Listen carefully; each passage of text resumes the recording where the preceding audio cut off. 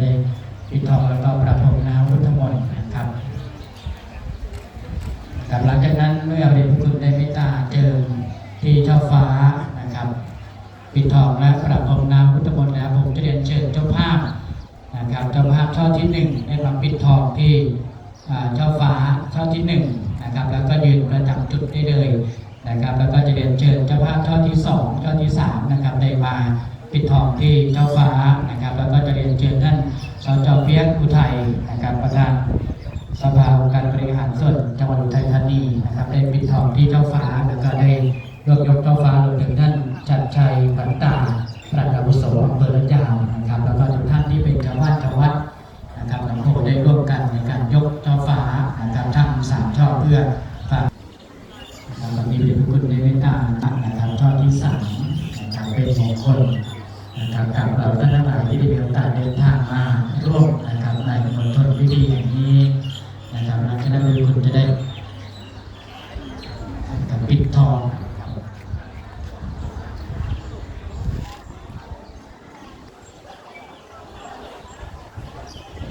ดีละผู้เป็นเจ้าคณะผู้ปกครองของอำเภอละยาวนะครับหรือคุณพ่อเจ้าคุณพระศรีสุทธิพงศ์ดรเจ้าคณะอำเภอละยาวเจ้าว่าพระศรีสุทธรรมรามมหาธีระผู้ประกอบด้วยเมตตานะครับต่อวัดหนองโพแห่งนี้แล้วก็ท่านเจ้าภาพนะครับซึ่งวันนี้เป็นวันคล้ายวันเกิดของคุณสิริพร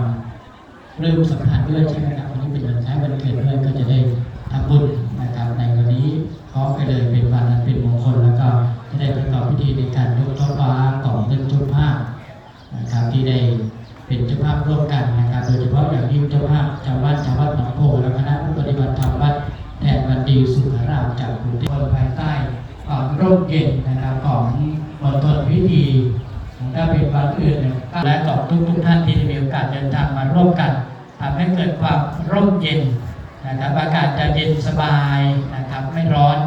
นะครับของบุญกุศลที่เราได้จัดสรรและทำให้มีขึ้นนะครับณบริเวณมณฑลพิธีของวัดหนองโพได้ปิดทองที่เจ้าฟ้านะครับทั้ง3ช่อซึ่งเป็นต้นบุญสำคัญ